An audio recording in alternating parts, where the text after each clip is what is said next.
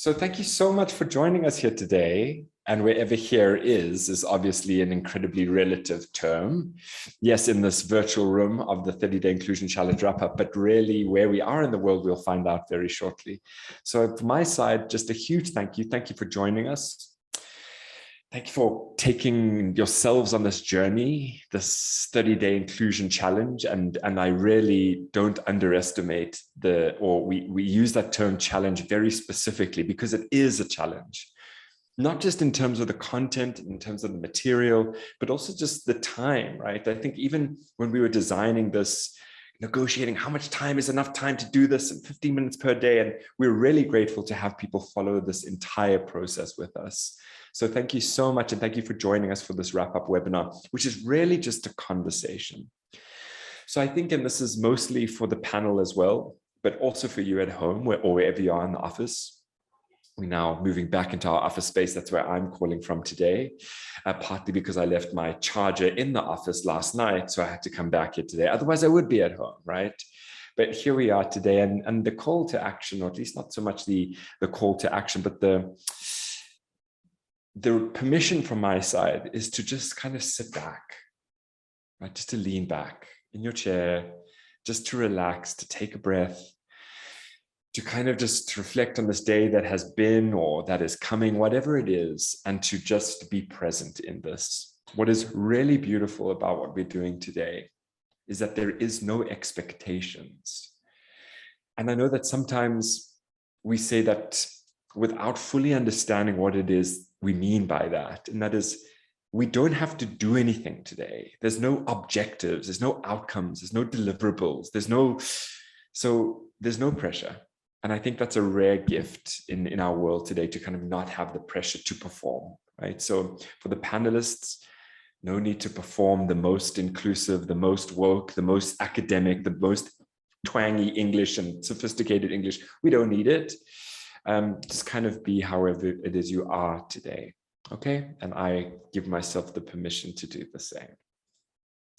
So I think we're going to start with this check-in. How are you feeling today? So for those of you who haven't used Menti, you'll just use that code. So you go to menti.com and you'll use that code 19506688.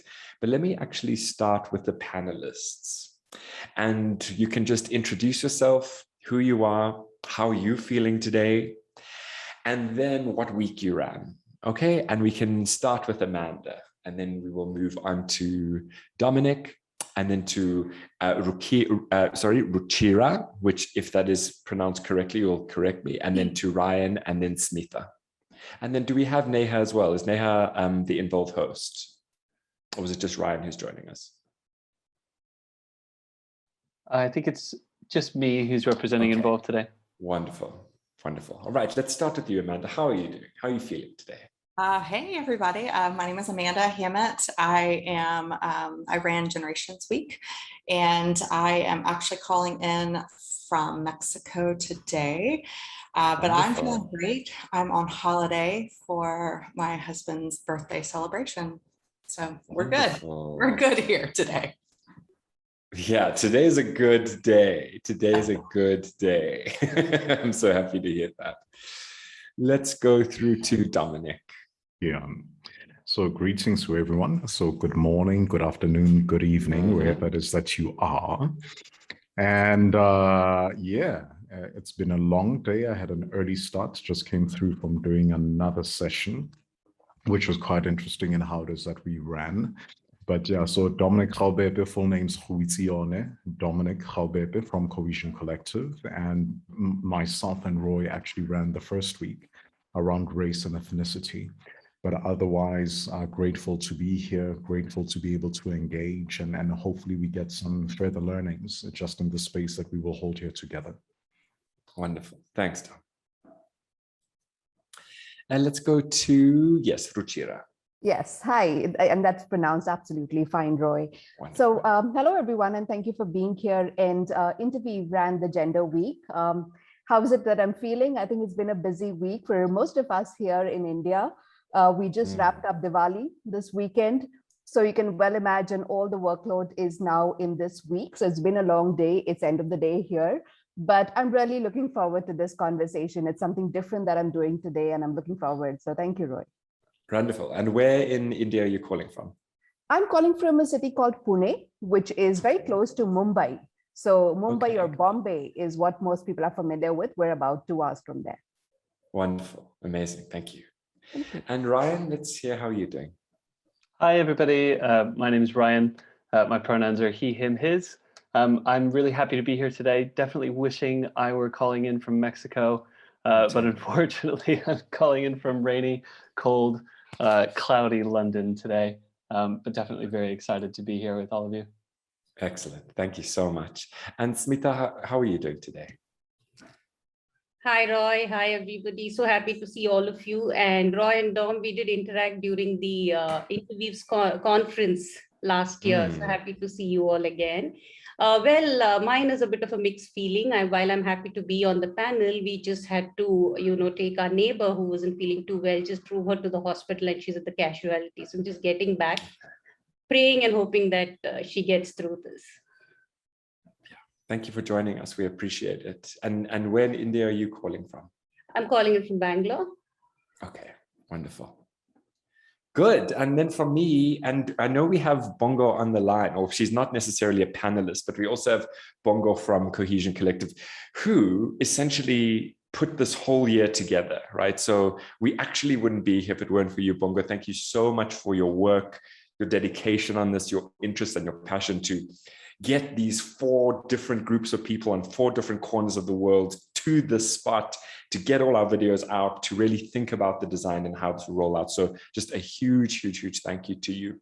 So for me, Roy, also part of Cohesion Collective, I'll be moderating today and calling from Johannesburg, South Africa. Yes, an interesting time. I mean, we ran the 2020 Inclusion Challenge last year, which I think was an even more interesting time, right? It was coming out of multiple lockdowns. It was so fresh, this idea of COVID. And now we seem to be coming out of it, not necessarily without the PTSD, but definitely with the energy to get back to a normal state, but then also kind of regretting that normal state, right? Regretting that, like, oh, traffic sucks. Oh, being in, all these things. And it's an interesting time of reflection. And for me, it's actually an interesting time to think about the ideas of comfort and discomfort, which we're going to get into just a little bit as a starting point to this conversation. But I think just before we do that, as we did last year, and as I think is such a wonderful opportunity for us to see where we're all dialing from, again, feel free to type in the Menti, where in the world are you dialing in from, right? Where are you situated? So we have the panelists from all over the world, which is really the design of this challenge, that we have different voices from different continents thinking about this and putting our heads together to design this challenge. So we'd love to hear where you're calling from, and we can just have a look at this as well. Wonderful, right?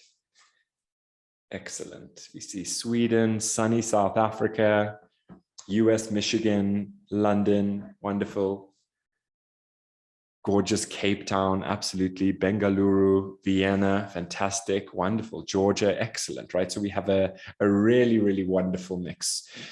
And again, today, the intention for today is for us to go through some of the questions that you guys have sent us, but really for you to ask more questions. So a couple of days, 10, 11 days has passed since we started this, or since the challenge is finished. And really, we'd love to hear some of your reflections and if you do have any questions for us. So I'm actually going to cycle, I'll cycle to that in the meantime, but I want to start with the panelists and having this little chat. I think whenever we are thinking about inclusion, I don't know about you guys. I mean, you are essentially in the training and consulting space. What for you, all right, is the big question you get from clients when they bring you in, right? What is the why for clients to do this work? What is the why, right? Why are they bringing you in? What are they hoping to get? Let's start with Dominic, and then we can go to Ryan, Ruchira, and then we'll end with Amanda. What is it that clients say the reason they're bringing you in for? So essentially with many of the clients that engage with us, Cohesion Collective specifically, it's often at the point at which they're like, we've done our culture surveys, we've done, insights within the organization, we've done trainings, we've done policy changing, we've got this whole L&D that is jacked up, and yet the behaviors are not changing in our organization. People are not being treated in ways that are fair and are consistent with the values that we uphold. And can you come in and help our leaders to be able to get there?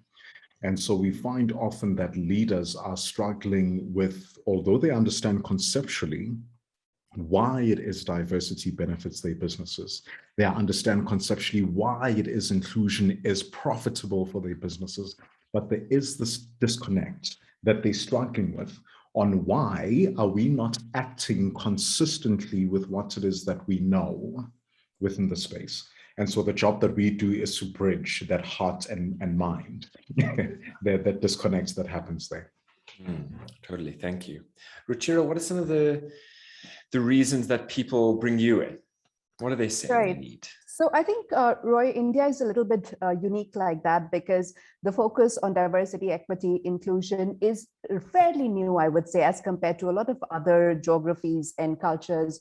So organizations have definitely moved from just saying, come do a training for us.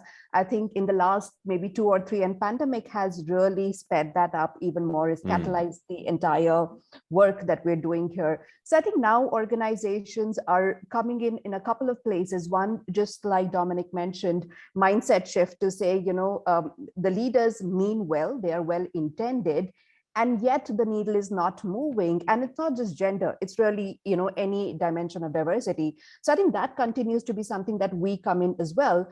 But now organizations are really pushing the envelope on also saying, help us with a diagnostic to understand where are the gaps, tell us exactly what we can do targeted to move the needle, or look at our policies, are those equitable? So I think a lot of pure consulting oriented work is also where organizations are coming to us.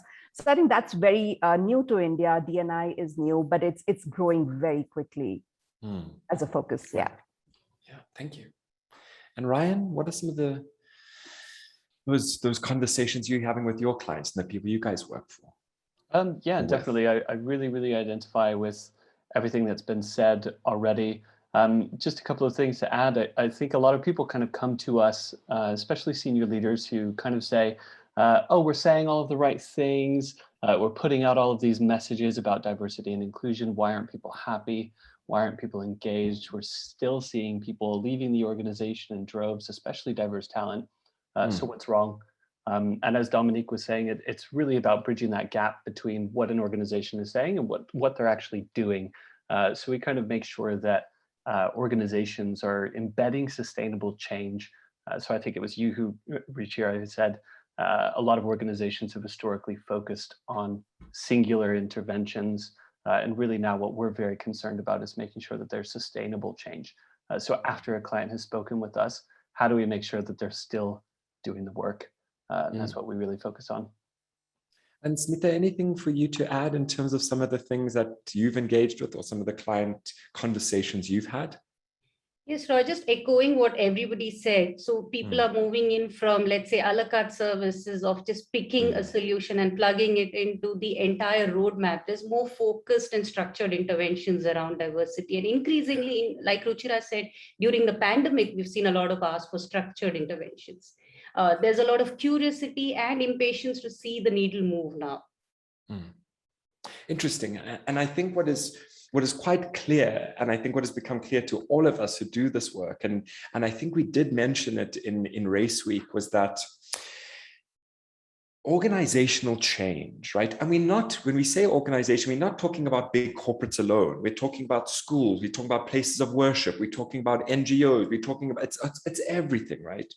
That organizational change exists at the intersection of behavior change, right? So building interpersonal trust between you, me, and us shifting our behaviors. And then, of course, the idea of structure change. And this idea of structure change has become an emerging need and an emerging call for a lot of our clients, saying, yes, we get that behaviors need to change, but there's still something else here that is necessitating or is determining or encouraging some behaviors. And I love to use this example, so I'm going to use it now again to kind of illustrate what we mean by this. This office that I work in, I don't know who gets to set the temperature, but it is always like sub-zero. It is always freezing, right? Which leads me to believe it's a white straight man, because they just love minus degrees, right? I don't know why, but this office is really cold. Okay, so every time I come, it could be the hottest day outside here in South Africa. I am coming with a shawl, a polo neck, and because I don't like being cold. Now, what is really interesting about organizations, right? If we use this idea of this air conditioner, it has an effect on me, on my body, right? The temperature that we can't see, the air temperature that I can't actually have a look at, affects how I show up in this office every single day. So we could look at me through an observation lens at work and say, Roy must be a cold person. Because every day, no matter how hot it is outside, he's coming with these things. But we very, very rarely say, what is it about this space that makes Roy demonstrate behaviors of such?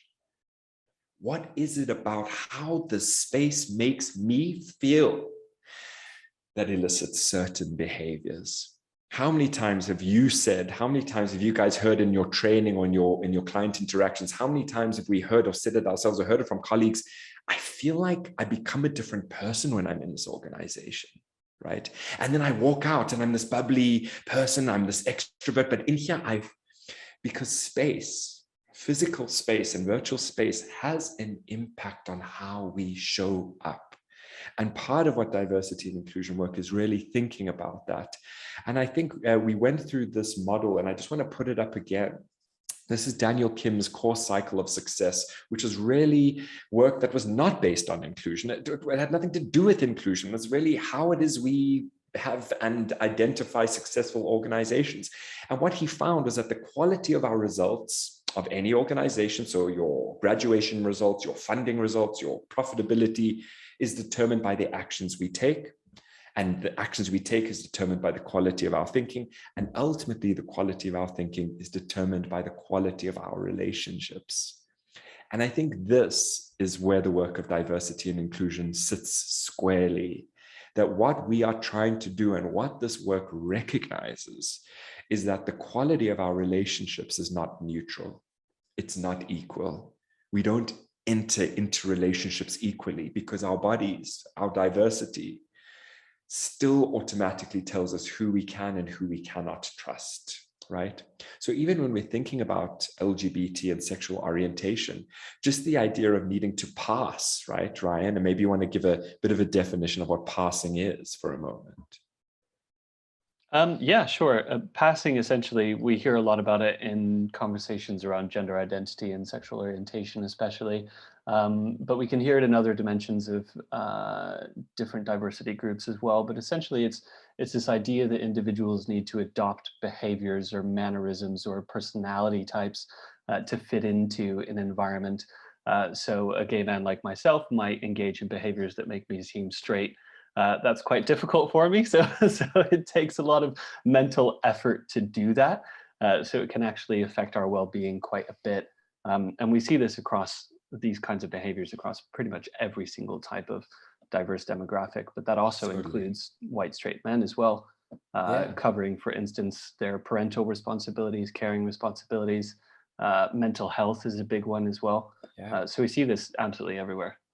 Absolutely, right. So we spoke about race, we spoke about gender, we spoke about generation and LGBT, and in each of those dimensions, there is an element that how we show up, right? So someone can't necessarily change their race or their gender necessarily, or their age.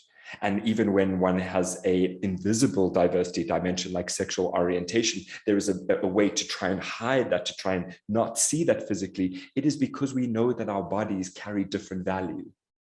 And that value has been predetermined by a history, right? So really what this work does, what we all engage with, is how we actually build quality trust through building quality relationships. I want to see, and I think what was really, really interesting, guys, is how many times we get the feedback in this program of, thank you for making me uncomfortable. And I'd love to hear from each of you. And oh, Amanda, I actually skipped you in your, I'm so sorry, I'm going to start with you. What is your relationship with discomfort? What is your relationship with discomfort? My relationship personally with discomfort? Yeah. I mean, listen, I think that we all, I mean, it's in the word, none of us enjoy it.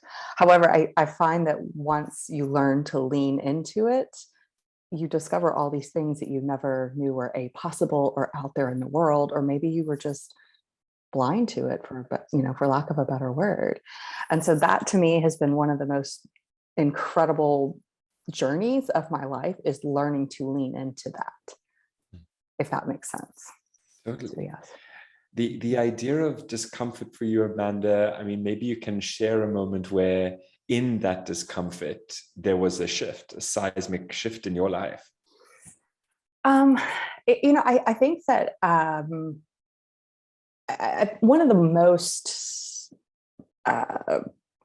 ones that I always relate back to is just this idea that when I was young and living in the southern part of the United States, we started to have a lot of immigrants come in from Central and South America. And there was a lot of immediate pushback because they didn't look like us. And they would, stand on the corner and, looking for work, like day labor. And I just remember my mother saying, they want exactly what we want. They want a better lives for their families. They want a better lives for themselves. That's why they're here. And that was just like, you're exactly right. They are human, just like me. They have feelings. They bleed just like I do. They're just like me. And so that was a real turning point at a very young age.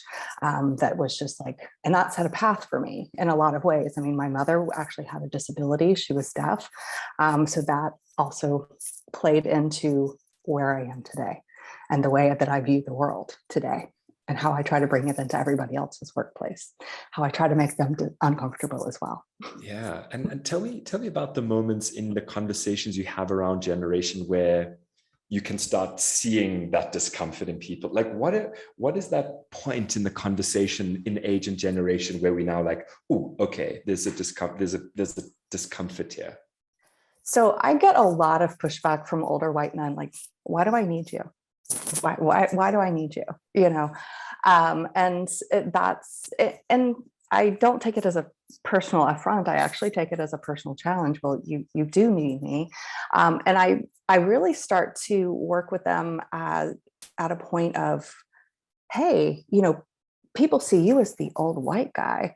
That's ageism. And so we start having conversations around that. And you can literally see the wheels start to turn. And I really find that small conversation, when how this diversity conversation applies to me as an old white guy, how that actually starts to change. All right, so let's move beyond how old you are. Let's look at some other pieces, and let's look at how this might affect, the people that report to you. And that, when they start to see themselves in it, when they've never had to do that before, that tends to be a game changer. That tends to see the light come on in their eyes. So I would imagine, and you must tell me if this is the case for you, that a lot of the discomfort, I would imagine, particularly with that demographic, is centered around the idea of relevance. Mm-hmm. Yes. When you start to talk about, people are waiting on you to retire. I mean, I don't hold back when they push on me. I don't hold back. Yeah, people are waiting for you to retire so they can take your spot. Then it's like, oh. And it becomes a different conversation. Wonderful. This is probably why I also don't go in through HR, because they would probably not appreciate my my conversations. Absolutely. I think everyone on the call who is in client service or who's in a professional services industry knows that we say what we need to do to get into the place. And then it's like, okay, come, let's rearrange, absolutely. Ruchira, what is your relationship with discomfort? And maybe share a moment when discomfort brought you to a turning point. Yeah. So I think, I've been a person initially who wasn't very comfortable with discomfort or having difficult conversations.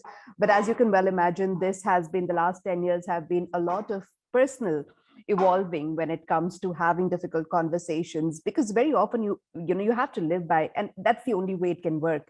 You call out certain behaviors, even in your personal surroundings, which are absolutely unacceptable, certain humor, etc.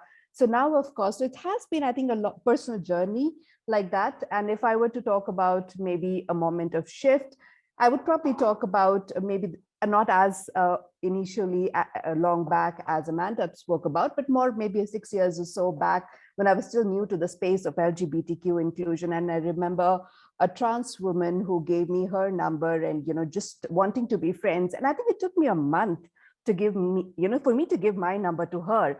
And it took me a month because I had to sort of go through my own conditioning over the years, my own fears, and come to an honest place where I could just, be friends with her like I would be with anyone else. So I think, those kind of moments really bring that shift in you, and you realize how much honest work you have to put in to make that shift happen. It can't happen at a very surface level.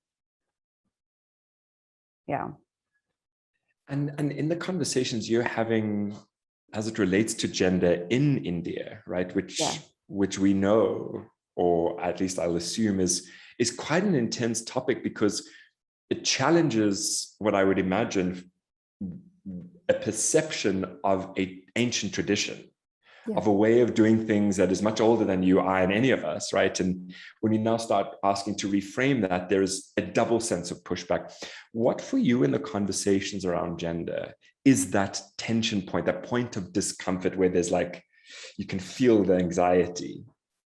I think the biggest one comes around meritocracy.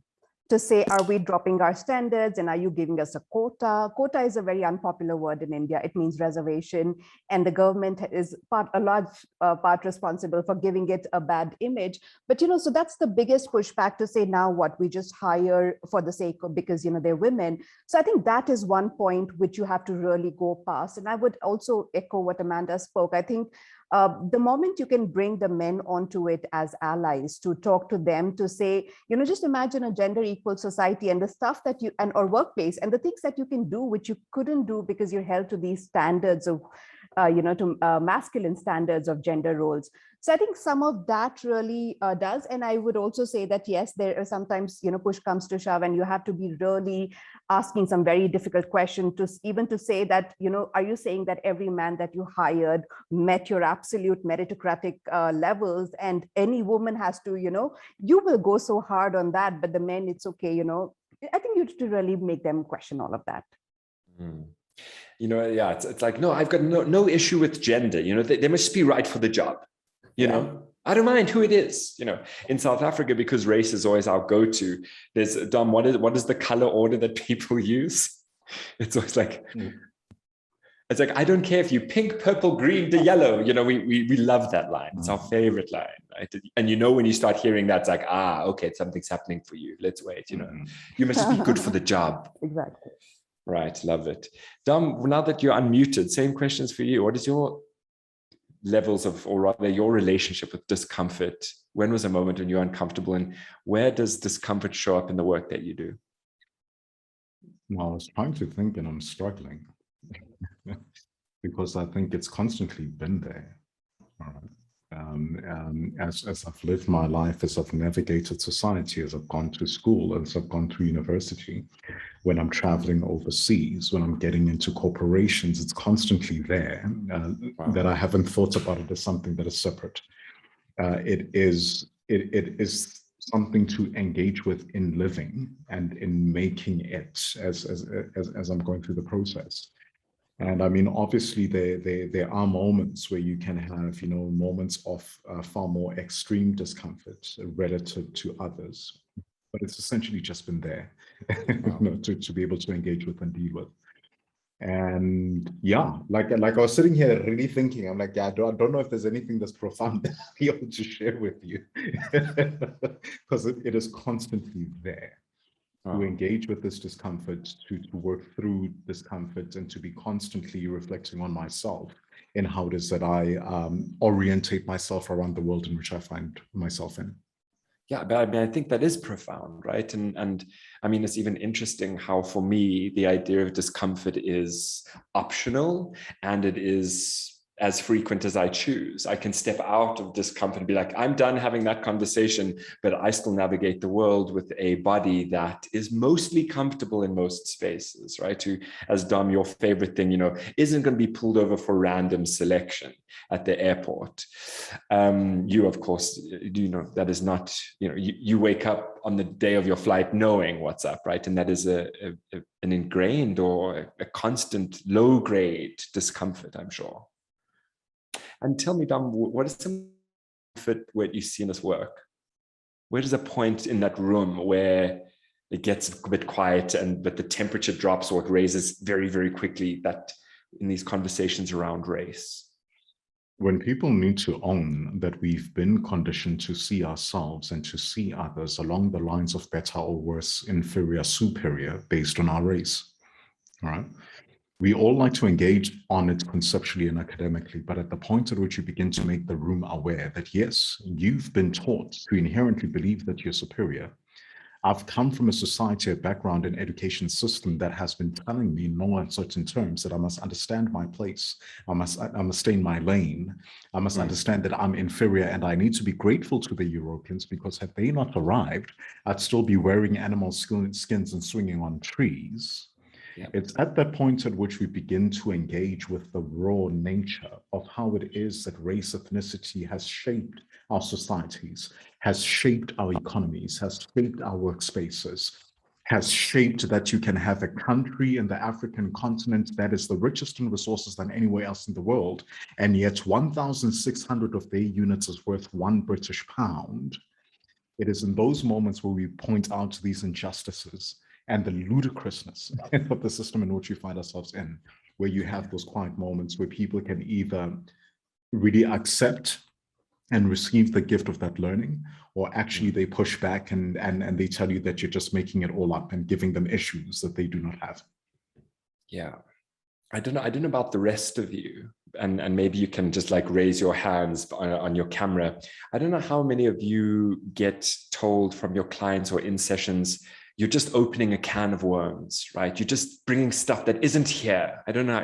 Yeah. We just hear it all the time, right? It's like, you're just making this up. It's like, okay, babe, I mean, sure, Ryan, what about for you, right? What's your relationship with discomfort, and a moment where that discomfort shifted and created a change, small or big?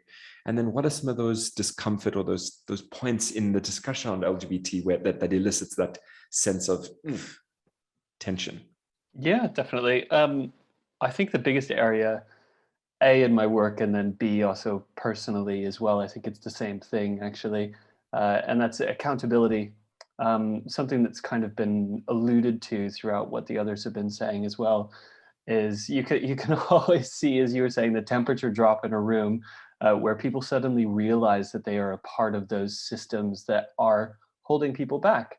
And it's that idea that people need to accept personal responsibility. It's not something out here that's happening out in the world, out in culture, out in society. It's happening in yourself. It's happening in your organization. It's happening in your personal relationships with other individuals as well. And kind of having a moment of reckoning with your personal responsibility and accountability for that is where I see the most discomfort, but also the most growth. For me personally, actually, this was the subject of my talk during the 30-day inclusion challenge. My sort of moment of reckoning, I think maybe I'm only speaking for myself here, but I think working as a consultant in diversity and inclusion, we can get really, really comfortable in a soapbox. We are doing the right thing. I am fighting the good fight. And occasionally you kind of forget to look inwards and examine where you might be responsible for some of this stuff as well. And over the past couple of years, I've been kind of coming to terms with how within the LGBT plus community, me as a white cisgendered man, gay man, and possibly contributing potentially by complicity, potentially in other ways to discrimination within my own community. and kind of being aware of racism, sexism, things like that, which exist in ways within the LGBT plus community as well, is something we really need to examine.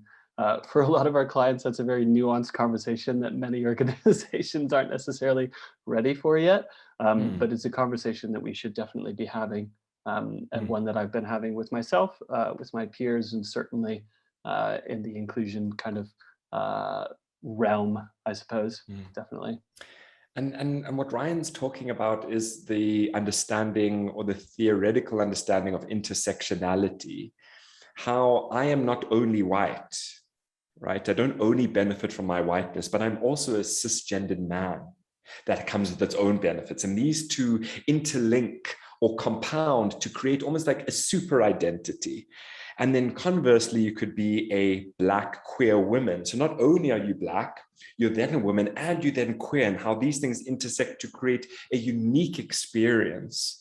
And I think one of the critiques, at least from us internally with the 30-day inclusion challenge, and what we tried to solve this year, is how do we start bringing in this idea of intersectionality, that it's not just race week, gender, and LGBT and generation, that actually there's a link between all of them, that somebody who is a young Black queer female is going to have a fundamentally different experience to an older Black queer female, right? Or an older white queer female, that how our identity comes together in very unique ways fundamentally changes our experience of the world.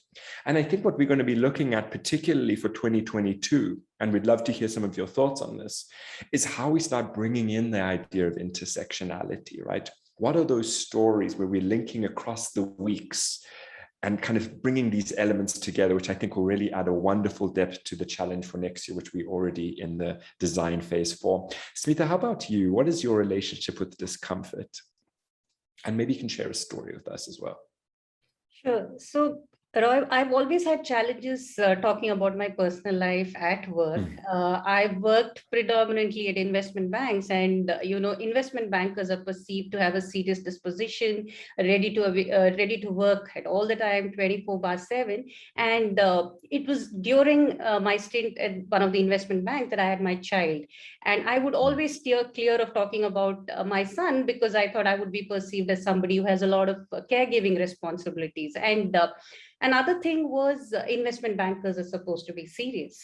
They cannot be goofy. And by personality, and I know Ruchira would vouch for this, I'm quite goofy at work and I like to have fun at work. So I always projected myself as somebody who's serious, and I would leave these jobs because at the end of it, it wasn't working for me. And then I realized, okay, this is not happening. You're leaving these jobs because you're not being your authentic self. So, if you're going to be there and be your goofy self and enjoy work, and then that's the way to go. So I think that was my relationship with discomfort. And, your question on that tension that you spoke to everybody else. Yes, so we've had very similar experiences. So when we talk to a group of our clients or a group full of leaders saying that, there is a challenge, there is a gender challenge, and they say, no, we're an inclusive company. We have no bias while we hire. But then we see a room full of leaders where you have 14 men and 1 woman on the board. Yeah, and I mean, they're so blinded to that, and they say we are inclusive and we give equal opportunity. So, and when we sort of point that out, then you see that tension in the room and sighs, and there's this uncomfortable silence in the room. They aren't diverse, Smita. They have a diversity of thought. You are just not. You're not advanced enough to recognize it. Right. Diversity of thought. Smita, I want to stay with you. You mentioned kind of not finding a home, not finding an organization where you fit in. Tell me about that journey. I mean, what was that feeling before you would leave your last point of employment? What was that rationale to leave? What was that feeling in your body that said, we need to get out of here? Tell me a little bit about that. Like I said, Roy, I just felt I was not being authentic to myself. So if I had to take leave because my son was unwell, I would lie at work saying I had to go to the bank because somehow it made me feel that going to the bank and getting a bank work done was more important and perceived as being serious than looking after my son at work. And after a point of time, it just hit me saying that this is not what I want to do. I want to talk about the challenges I have. And I think at Interweave, when I came in, it was a cultural shock to me because everybody knew each other's families, and people were talking about, they knew what age the child was in and what, so that sort of gave me the liberty. And I think now I'm a lot more open and enjoying my work. I think that sort of was a revelation for me, that you can still talk about your personal life and personal challenges, and if you can lean in on to each other. Yeah, totally. I'd love to hear from, and any of you can actually jump in. What was your last job? And why did you leave? What was that feeling in your body?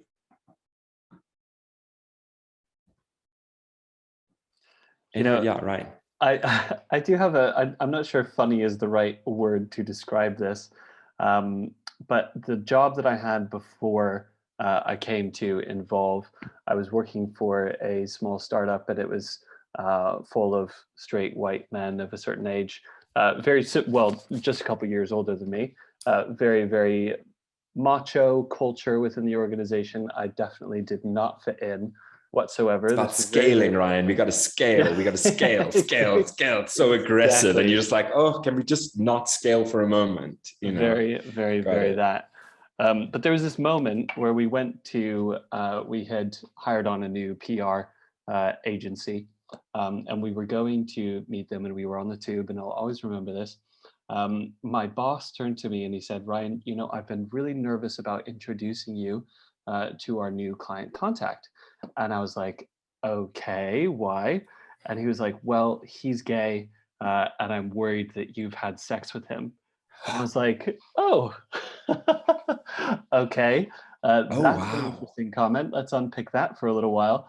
And from that point on, there were various other things that happened, but from that point on, I totally disengaged from my work, basically. I didn't feel comfortable in the environment. My performance was affected. All of those things sort of happened. It was not a conducive atmosphere to me performing at my best. Every single action, every single word I said was being judged in this way. So that was, I didn't choose to leave the organization, but it was definitely one of the reasons why I was let go from that organization, for sure. I'm sorry to hear that. I can't even imagine what you would have said in response. It feels so absurd. But maybe you can, if you don't mind, sharing what happened for you in that moment. Like, what broke in that moment? What broke? That's a really, really good question, and an interesting way of framing it as well.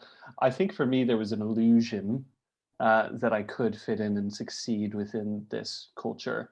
I had a perception that, okay, this organization is growing very rapidly. I can be a part of this. I feel like they're accepting me, all of this.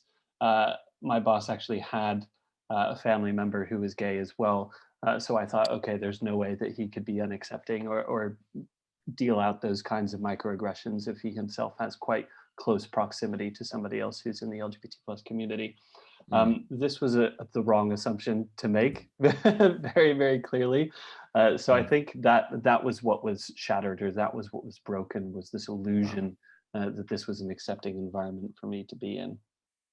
It's a very interesting choice of words, that the illusion broke, right? I was imagining that maybe you would say that trust broke, but the illusion and choice of that word is really interesting, and it's something we need to sit with, and it's something that Dom and I say a lot about, and that is, people enter all organizations not from a point of trust, actually from a point of mistrust. We like, I'll just wait for you to show me your true colors, right?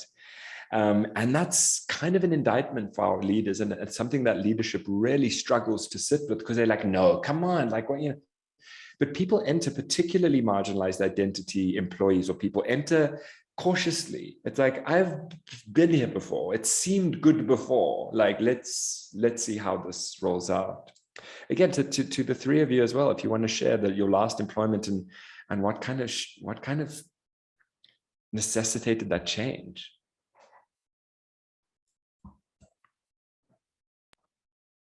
Yeah. Tom. No, so I think essentially from my end, it was number one, your first generation getting into a corporation. And as first generation, there are many things that you're trying to figure out yourself that you do not have the benefit of asking anyone else. You're coming from a background where you get taught that all you need to do is put your head down, work hard, and you're going to be recognized for your hard work. And yet you're sitting in the space and beginning to realize that there's certain careers that just seem to be far more better enabled, regardless of your hard work that you're putting in, right? There's this whole other game that clearly people are playing that you're not even aware of, that you should be accessing.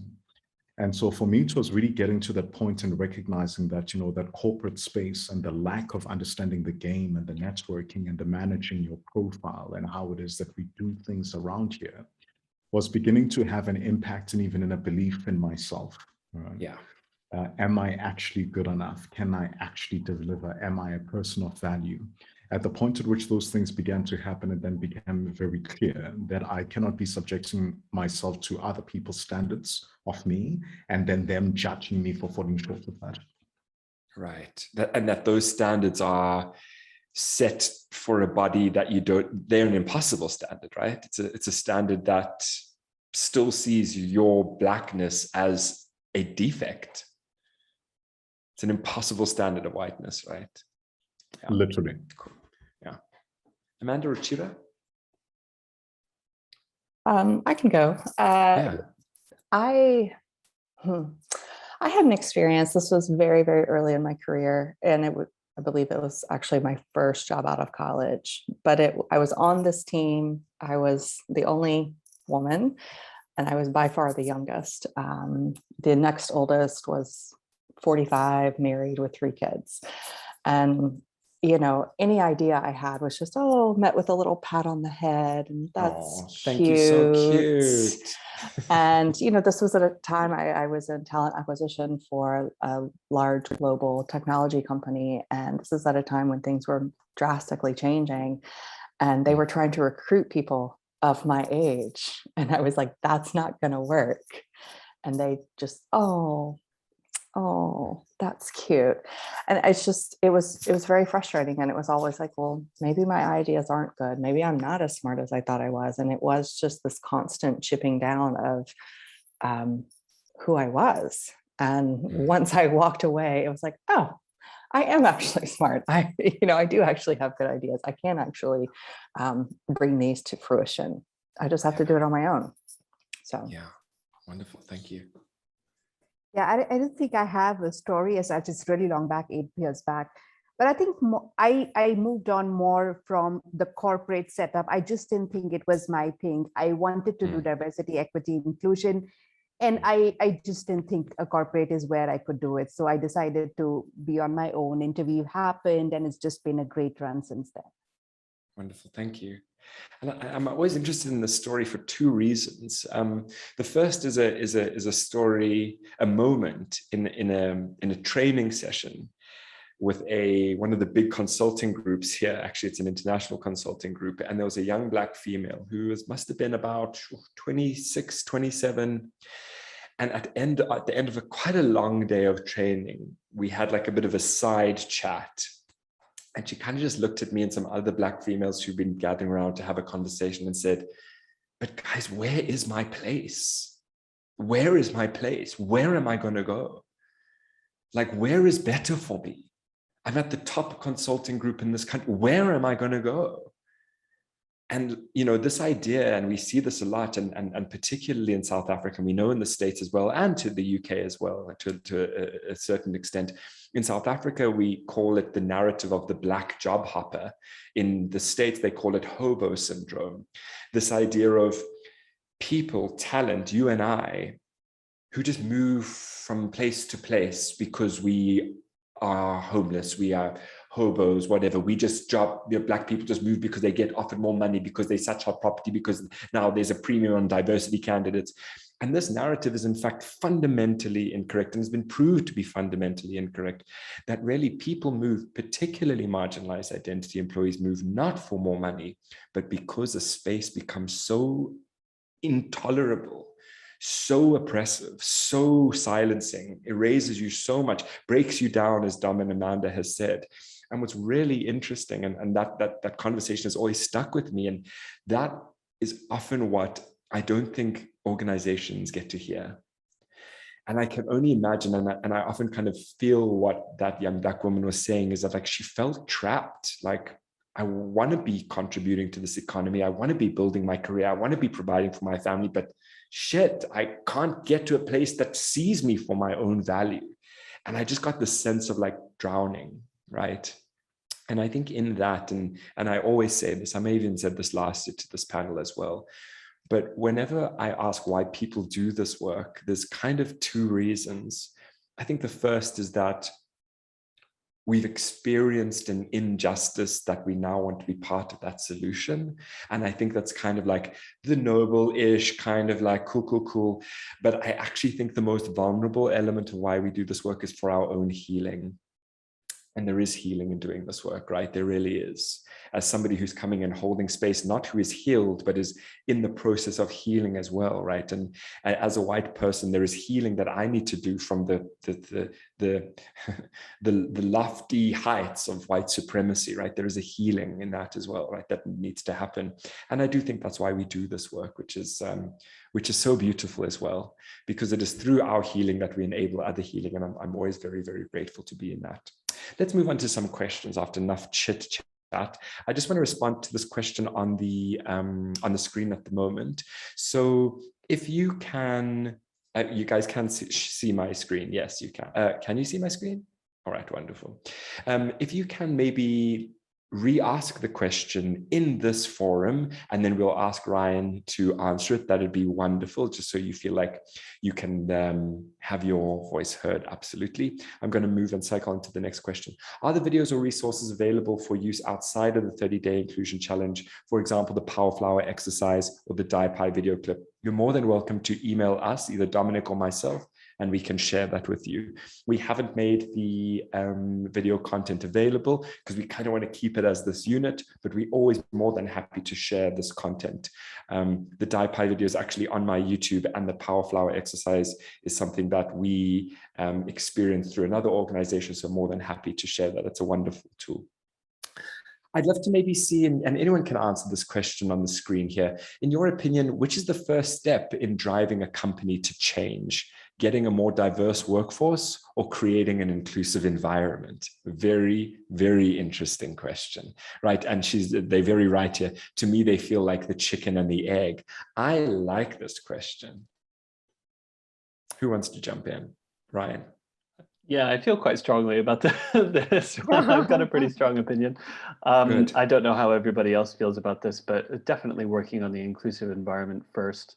In my opinion, you see so many organizations start with diversity and it completely falters, completely fails.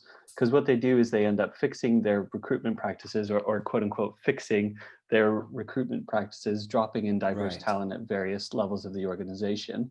And then within 3 to 6 months, all of that diverse talent has left the organization because the environment is not conducive to allow them to succeed. The same microaggressions, discrimination is still taking place within the organization. So you absolutely, sorry, I'm getting quite passionate now. You absolutely have to start with the inclusive environment. And that will inevitably lead to a more diverse workforce as well. But my question to you, Ryan, is this, and I want to challenge that.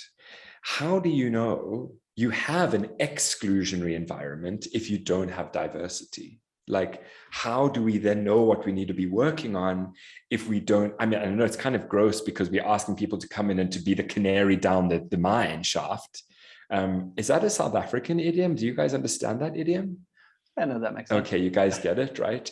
We're just like a very mining strong, and I'm like, So maybe let's explain it for everyone else. So there may be people who don't understand. I think canary down the mine shaft is, back in the day, there used to be, I guess, poison gases in mines, and they would send a canary down, and if it came back, it would be safe for humans. If it didn't, it would have died. They had to wait a couple of whatever the case may be. So I'm kind of saying, do we not just put diverse candidates in to be that canary? And if they leave, we're like, oh, we don't have an inclusive environment. Let's work on it. What are your thoughts, Ryan? How do we build an inclusive environment without diversity? Yeah, I mean, the litmus test is already there. If you don't have any diversity within the organization, then that answers your question. Lovely. Full stop. Especially in environments where you do have, which is everywhere these days, there are diverse demographics across pretty much every single country. So if you don't have any diversity within the organization, then you already know that there are elements of the culture which need to be fixed or need work, basically. Lovely. That was such a great answer. Thanks, Dom. Yes, let's hear from you. Yeah. My thinking is that you need to do both at the same time, and it comes from this perspective.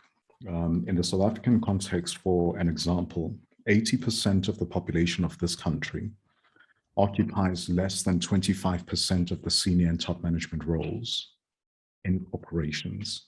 Right? 80% of the population in this country are the ones that are saddled with 60% of the unemployment compared to 8.5% of their white counterparts. And so we need to do both, given the urgency that we can't wait for the organizations to be ready whilst they continue to deny the opportunities for people to come into the space, where we're needing to walk hand in hand. Beautiful. For those that are now in the space to then say, we now need to do some things in order to make the space more conducive. Because to wait for the organizations to transform, unfortunately, for us, given our context, is to lead to a social revolution where those organizations might not even have an opportunity to actually include people at some point. And so I think it's very contextual to what it is that, you know, the different geographies, countries, jurisdictions are dealing with. But just purely thinking from an access to opportunity perspective, I don't think that it would be prudent for organizations to wait until they're ready before they provide opportunity. We need to figure out this mess together as we go through the process. I would agree with that. I'm sorry. So astute. No, go, Amanda. I would agree with that wholeheartedly. What I see is a lot of times companies bring in exclusion experts and they do this class and then they check this box and, oh, of course, we're inclusive. We say the right things, but then the talent still is not, when they get there, they find that there are quite a few holes in this learning that they have found. And so it does need to be a step-by-step process together, mutual. It's not pretty. It is painful. And you see a lot of companies just throw up their hands and give up. But the ones that make it through, the ones that actually, all right, you know, look at the dark, dirty side and say, okay, we need to address this. Those are the ones that eventually talent flocks to, and they become the real innovators in markets. Lovely, thank you. Ruchira, and then... Yeah, I think I agree with, you know, all that's been said. I feel equally strongly like Ryan does about the fact that inclusion really needs to be the bigger conversation. But yes, diversity definitely helps us keep an eye on where we are. What's the point of inclusion if you're giving us a homogeneous group? So I get that as well. So yes, diversity is important to keep an eye on, but to have women entering the workforce in certain places, especially in senior roles, in tech jobs, etc. But then inclusion is truly what's going to, like Amanda said, the diverse population is going to flock to those organizations that are inclusive. So they don't have to focus on diversity. I believe it'll just happen. But yes, I do agree with all that's been said. Thank you. Smita, what about you? What about some of your thoughts? Just agreeing, I think all of your valid points on this, and just agreeing to that and adding in is, you know, if you have an inclusive environment, then diversity is just numbers, it's just representation. Yeah. Like Amanda said, and Ruchira echoed as well, you will have people flock to the organization. And I also, you know, just want to add into what Ryan said, there is enough diversity for us to start focusing on inclusion. For instance, when you hire at a campus or a university level, you have the equal number of women joining organization as much as men, but 4 or 5 years down the line, then where are the women and where are women at senior level? So I think this needs to go in parallel. We'll have to start conversations on inclusion as well. I'm so interested in this particularly the positions of Ryan and then Dominic on either side. And I don't, not to pit it against each other, but you guys approach it in interesting ways. And I'd like to reflect how you've approached it and maybe hear some of your thoughts. Is that Dom, given our context, is approaching it from an economic inclusion perspective. It's like, there is an economic situation here, right? There is a indignity to poverty and not having access to jobs, which is dehumanizing. And then Ryan seems to approach it from a psychological sense, right? From a psychological exclusion. It's like, hey, get your stuff right, because we're psychologically damaging people when we put them in. So there's almost this interesting trade-off, not necessarily trade-off, tension point between economic inclusion and psychological inclusion, or economic exclusion and psychological exclusion. I guess what is interesting, actually, as I'm speaking about it, is that economic exclusion probably also leads to psychological exclusion, and psychological exclusion could also lead to economic exclusion through burnout and breakdown. So what are some of your thoughts on this very roundabout way of saying absolutely nothing?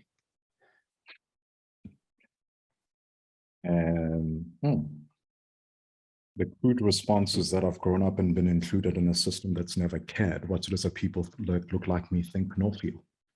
Yeah, nice.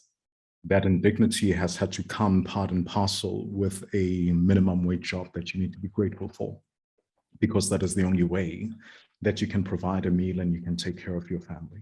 Right? So getting the spaces that we're engaging with to finally care, but the psychological and the feeling impact of the people that work in, that's like a level up. Wow. But most people, given the desperation, is I'll endure the inhumane conditions as long as I can put food on the table. Sure. Wow. Yeah, totally right. It's like, leave your dignity at the door. We don't need it. Yeah. Ryan, what are some of your thoughts? Yeah, absolutely. As Dominic was speaking and as you were speaking, I think this whole idea of contextuality is super, super important. And this idea, as well as you were saying, and Dominic, as you were saying, of the economic indignity, that was something I hadn't factored into my answer. And I'm recognizing that I perhaps oversimplified things a little bit there. But definitely that I really identify with this idea that sometimes the dial needs to be forced forward, and sometimes that is absolutely necessary. So in certain contexts, definitely pushing for the diversity to happen. I know we don't like speaking about quotas. It's a dirty word in the UK as well, but sometimes they absolutely are necessary. If something isn't happening, we have to force our hand in order for it to happen. As Dominique was saying, if those opportunities for access aren't afforded to people, change won't happen. And at that point, it becomes more than just a workplace psychological issue. It becomes a societal, cultural inequality issue as well. So looking at the bigger picture, I think, yeah. Dominic, you've persuaded me to change my views a little bit there. And I think the beauty of this challenge was the contextual element, right? That is why we wanted to find different continents thinking about the same topic, but from a different angle, because context is everything. And I think what's really fascinating for Dom and myself here in the southern tip of Africa is engaging with conversations around race and ethnicity and racial inequalities with the global north. And just like watching these people with these big wide eyes, like saying like, are you saying that right now? Are you just saying black, like just black? You just say that, like he's black. And it's amazing to see the difference in the depth and the comfort of conversation that for us is every day, right? It's amazing. Ruchira and Smita and Amanda, actually, there's this question on the screen that you can see, and it will require a bit of interpretation, but I'm going to leave the interpretation up to you, right? This is always what we found during virtual sessions and anonymous questioning, is that it is as much how we interpret it as the answerer. So don't worry about, and that's why I'm just taking the pressure off you, right? Is that this will be your interpretation of this question, and we'd love to hear it. So let's start with you, Ruchira. Sure. Yeah, sure. Let me take a first shot at it. And I think I completely relate to it as a woman who talks about it all the time. But the point is also, you know, if as a female, as a woman, if I won't, then who will? So, you know, and there's really nothing wrong in standing up for something that we so strongly believe in. You know, it's the same way like feminism is a term that is so looked down upon to say, you know, are you calling yourself a feminist? And yes, why not? What is wrong with that even? and as a woman, if I won't again, then who will? So I do understand that that challenge, but I think how to overcome that is to come from a place of conviction. You know, you can't fight every battle, but some of those battles are just not worth letting pass. So I think those you engage with and you know, do it in a manner that is most comfortable for you. But I think it's important. I don't think we should be backing down because I'm a woman and I'm talking about issues that women are facing today at the workplace. So that's my very simple response. Yeah. Lovely. Cool. I'll just add to that, Ruchira. So for me, it came from a point of actually reflecting at this entire discrimination at workplace from a point of motherhood penalty and fatherhood bonus, you know. So if you are a mother, then, you know, you were obviously not taken for roles that require stretch assignments. You're not looked at travel road. But if you're a father, you're seen as somebody who's very stable. You're a family man, you're stable, you can take on, larger roles. And, a colleague of mine became a father at the same time that, I had my son.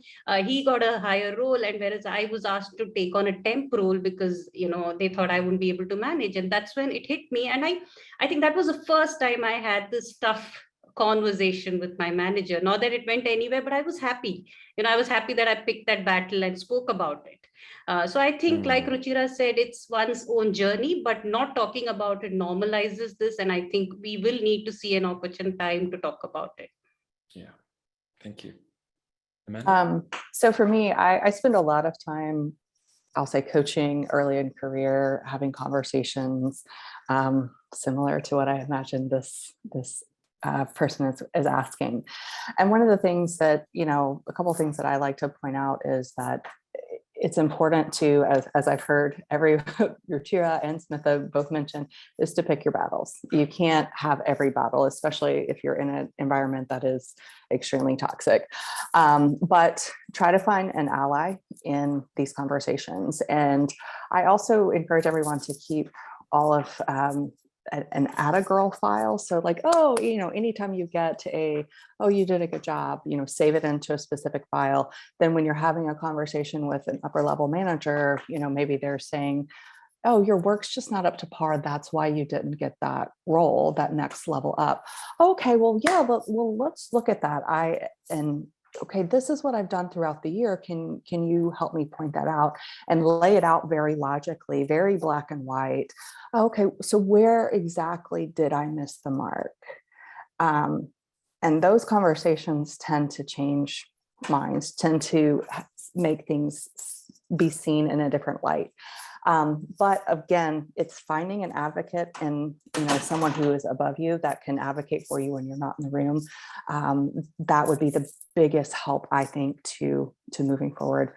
But I always look at things from a, are you early career? Because I do spend a lot of time with that. So that's my assumption here. But even if you aren't early in career, it's always helpful at any point in your career to have someone advocating for you when you're not in the room. And I guess the thanks Amanda. And I think the fear from anyone, right, to raise any issue around identity is the retort or the comeback from leadership. Why are you always pulling the race card? Gender's got nothing to do with this. Why are you bringing this in? There's that. It's not even a fear. It's like it's a reality, right? It's like, no, you mustn't bring this in. This has got nothing to do with it. So absolutely. And that's why I like to encourage people to have those. This is in writing. This came from you. Like, let's have this conversation. And it really, I feel like, makes a difference, or at least in my experience has made a very big difference. Wonderful. And of course, if there are any more questions, please feel free to type them in or to even write in the chat or in the Q&A section. I've got a tough question for everyone. And it's, Amanda, you want to say something? No. Okay. All right. I just see when people unmute their mic, I'm like, what's up? This is a tough question. And I want you to pause before you answer the question.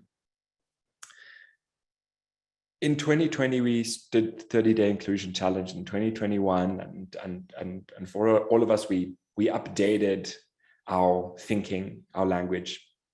When it comes to your specific area, so race, LGBT, generation, gender, what is the next layer, the next level of the conversation? Where is the next frontier of that dimension that is starting to emerge, or that we need to, as practitioners, take into those organizations? If that is unclear, you just let me know. Yeah, Amanda, go for it. Oh, Amanda, I've got a dual question for you. Okay. I want to know what's after Gen Z. I want to know what the thinking is there. So give me, yeah. Okay, so alpha, I'll just answer that one. It's alpha so far is what we've named it, but that's obviously subject to change. But for me, a lot of the conversation is around intersectionality, which we've discussed a little bit today.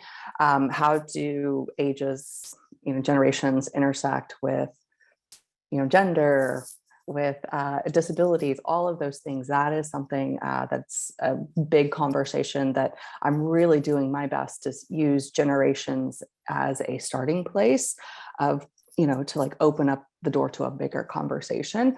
But also ageism. That is something that I think was always bubbling under the surface. However, COVID really brought it front and center. And I don't know if you guys know, but someone that was actually participated in my week as one of my guests to talk about ageism is on here today. And so I'm really excited to have him join us. And thank you, Christopher, for joining us and for contributing. But yep, so we're going to be talking a lot about ageism moving forward, both on both sides of the generational spectrum. And what, if I can stay with you, what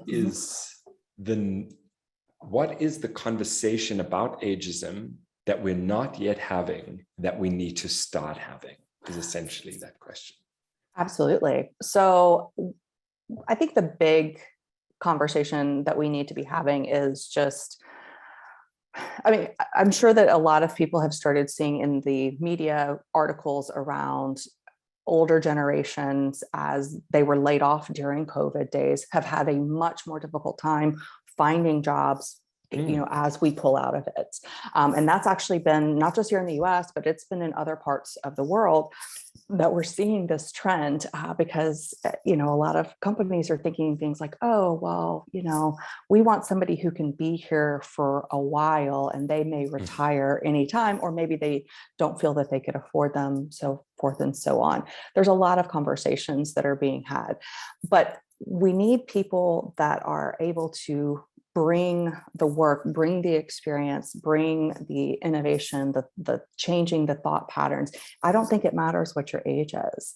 As I've mentioned before, I spend a lot of time coaching early in career, but that's more about, how do you express those ideas and get them out there and get them heard? But then with older employees, I'm also coaching them on how do you express those ideas and get them out there and get them heard and get people to see you just beyond what they visibly see, which is, I think, a lot of the things that we deal with in the D&I world. Great. Beyond age. Thank you. Ryan, what are some of the conversations that we're not yet having around sexual orientation that we need to start having, right? And if you guys haven't noticed, there's a theme of discomfort here, right? And I'm asking you, like, what is the conversation that takes us closer to that heart of discomfort that we are constantly saying, oh, we'll get there. What is that? What does it look like? Yeah, absolutely. Really good question. And several questions which do indeed make me uncomfortable. I think there are two kind of key areas in the context of LGBT plus inclusion. The first one, at Involve, we do more than just LGBT plus inclusion. We tackle gender, we tackle race, we dabble in mental health and well-being as well. And we constantly get this thing from clients where they say, especially with regards to 2020, when BLM kind of exploded very, very quickly, it was in everybody's faces. We've had a lot of clients come to us and say, okay, we did race last year. It's time for us to focus on something else. And we're like, oh, really? Congratulations, you solved racism. Great job. But really, it's this idea that people think that they have to silo these things into areas of attention when actually we need to be looking at all of them simultaneously. yes, we need to put extra focus on certain things when that house is on fire, for sure. But it's this idea that solving things in one area is not necessarily solving things in another. And we see that with LGBT plus inclusion all the time. Where are the individuals who are really suffering in the LGBT plus community? It's often gender minorities. It's often people of color with queer identities that often intersect with minority gender identities as well. And it's this idea of all these intersecting ideas that's quite complex. The second area that makes me uncomfortable because we haven't quite figured out our own answers to this, and I don't think anybody really has, is the global context of LGBT plus inclusion. There's still, I think the number is 72 countries in the world where it is illegal to be homosexual. Fewer where you can be killed for being homosexual, but that is still a thing. We were all super, super, super thrilled and happy and jubilatious, if that's a word, when the footballer came out recently, Josh Cavallo. Everybody was super happy, very, very brave of him. But then he came out and said, I am scared now to go to the World Cup in Qatar. What do we do with that? What does Qatar do with that? What does FIFA do with that? If FIFA is the governing body, I don't know anything about football, but you got it. But how do we address the global context of LGBT plus inclusion? And for global corporations, what are they doing about it as well? Because they likely have operations in these countries where LGBT plus inclusion is not even spoken about. We had a very awkward conversation with one of our clients who's based in South Africa, and they've got offices throughout Africa and in the Middle East. And they're like, we want to do an LGBT rollout, but only in these offices. And it was a bit of a tense moment because it was like, I get this, because it wasn't entirely selfish on their part. They're also like, we also have to think about the people in that office, right? And I do think that there is an interesting corporate activism piece that is emerging. I would be interested to see what that looks like. Ruchira and Smita, what are the conversations that we're not having around gender that we need to start having, that tension point? Right. I think given the backdrop of the pandemic, I think that's, we're all waiting and watching to see. We already have enough data out there that women globally, particularly in countries like ours, which is India, there's been disproportionate impact for women on the pandemic, whether it's falling off the workforce. I know people who've had conversations with me to say, the layoff list had mostly women. And when I asked the manager to say, why are you targeting women? They said, it's not that we're targeting women, just that the jobs that we're comfortable letting go have women in them. So, those kind of things have impacted women in India. The data says that women are going to take something like 7 times longer than men to get back to work post the pandemic, given everything that's going on, caregiving, etc. So it is, I think that's going to be a very key focus for the gender work in India, looking at what that means and how do we fix some of that. And I think the other conversation that is going to be key in moving the needle is going to be men and their allyship in all of this. Because right now there's this huge reverse discrimination sentiment to say it's a win-lose game. And if women are winning, then definitely men are losing. And just to say it's really not that, So I think that is going to be something that's going to be a game changer, I believe. It can't be a by the women, for the women, of the women kind of an agenda for very long. It won't sustain. Lovely. That's really wonderful. Dom and I, just before I come to you, Smita, Dom and I did a session yesterday where somebody said, but what about reverse racism that's happening with quotas here in South Africa? And we kind of just had to pause and be like, we get that sentiment. That sentiment has been in our country for the past 20, 25 years. And it was interesting, just the language of reverse racism, when really we offered a different, I kind of offered a different understanding. I said redistribution. And actually it's just about, oh, you mean justice? Is that because that's what we're talking about, right? When we talk about reverse racism, reverse discrimination, it's like, oh, you mean justice? This idea where we're now trying to balance a fundamentally unjust. So it's interesting the language that we use, right? Because it speaks to the sentiment that there is something bad that's now happening to me. And we have to be like, let's check that. I think, Roy, it's also from a place of having to give up privilege. Absolutely. Having to recognize and to give it up for someone else to have that spot is going to take time. And, it's not going to be easy. Yeah, thank you. Smita, what about you? What are the conversations we need to be having that we're not currently having around gender? I think, at least in India, a lot of focus has been right now on a lot of returnee programs. So everywhere you see, all companies have a returnee programs where they invite women who've left the workforce as trainees and then look at recruiting a few. But I think nobody's gone back to the data of after training this number of women, how many have you actually taken on board? I think that percentage is going to be extremely skewed. And I think that's the conversation one needs to have. And the second is about pay parity. Every conference you go or any event you attend, there's a lot of talk about pay parity. Nobody's addressing gender parity. I think that's another thing that we really need to talk about. Why only pay? What about representation, equality, or equity in each and every level? We need to talk about that and not just restrict ourselves to what we think is woke. So I think that's where the conversation needs to be. Lovely. That's such a wonderful perspective, right? It's because if we're just focusing on pay parity, then it could just be all the women at the bottom of the pyramid and not maybe paid like 200 rupees less than men, but there's no representation all the way. That's a really, really wonderful point. Good kind of way to distract us. Look, we're having a good conversation, right? We talk about pay parity. It's like, actually, let's talk about the structure. Beautiful. Dom, what are the conversations around race that we're not having that we need to be having? Now, I was like burning wood here, trying to figure that out. And let me give you my messiest thoughts, and hopefully I capture them in a way that makes sense.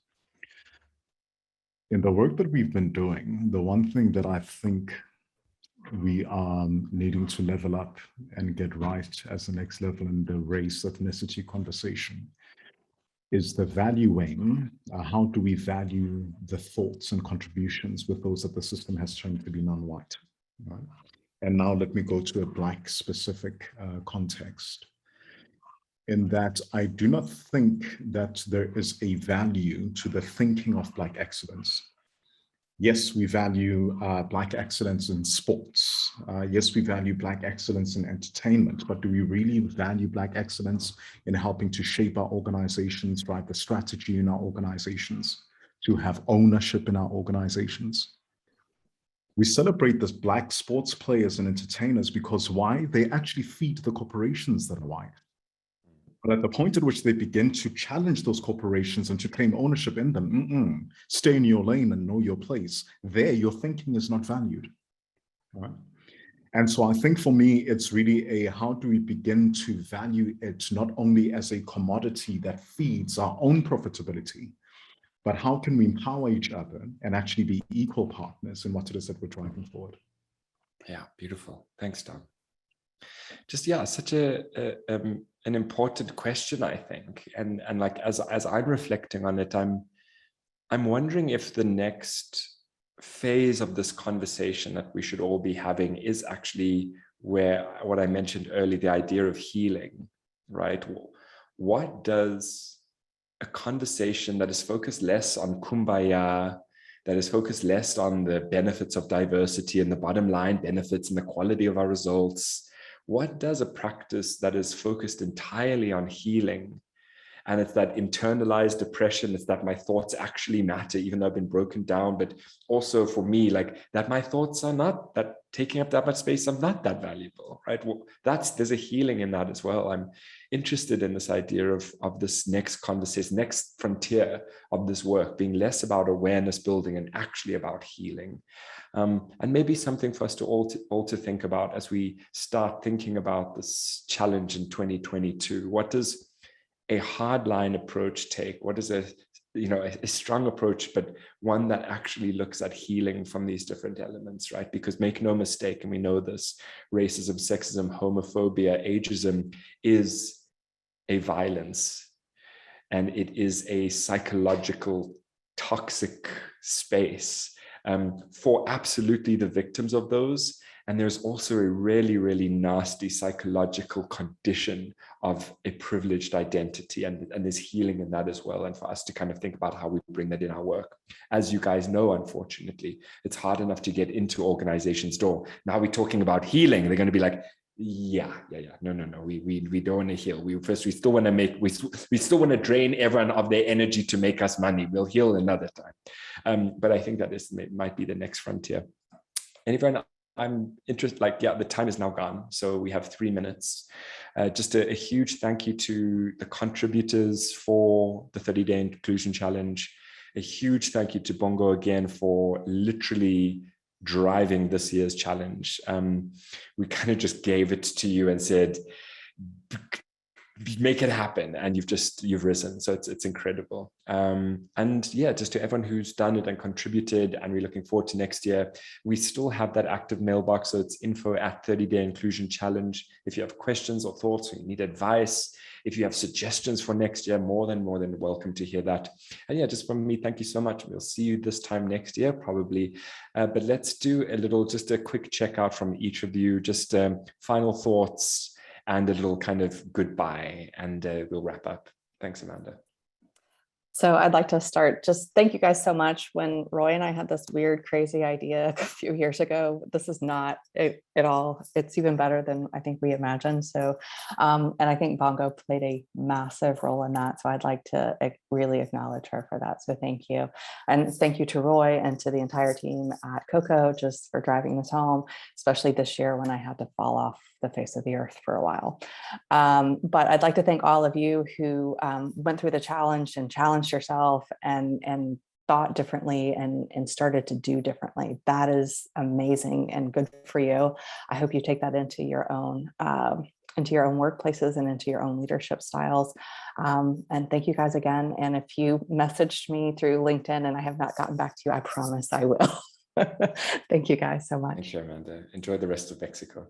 Ruchira, any last thoughts from you, and then we'll go to Smita? No, I think I'm just going to, sign off on that thought of healing. It's very, very comforting, Roy. I think that is definitely where hopefully we're headed eventually. But I echo what Amanda said. Thank you, everyone, Bongo specifically. And just having Interweave as a part of this, I think it's been a great, it's been such a fun experience. I think it's been learning, it's been fun. And all of us just coming together, I can see all the intersectionality. I can see people from so many different parts of the world. It has been fabulous, and we look forward to doing this again. Thank you so much, everyone. Thank you. Smita, Thanks, Ruchira. Yeah. Thanks, Roy, and everybody on this panel. I wasn't really sure if I'm even going to be on the panel because of a personal situation I had, but I'm so glad I made it, Roy, and thanks for moderating it so well, me revisiting some of my own challenges, and, the healing begins from there, and, the rest of the panelists on wonderful perspectives on a lot of topics. I'm just so happy and glad to be here. Thanks. Thank you. And Dom, last thoughts from you? Ultimately, when we reconnect with our humanity and value every single human being, it will inform how it is that we do things differently, how we be different around the world. Things like climate change wouldn't be an issue if we actually value human life. Agreed. Right? Things like poverty would not be an issue if we actually value human life.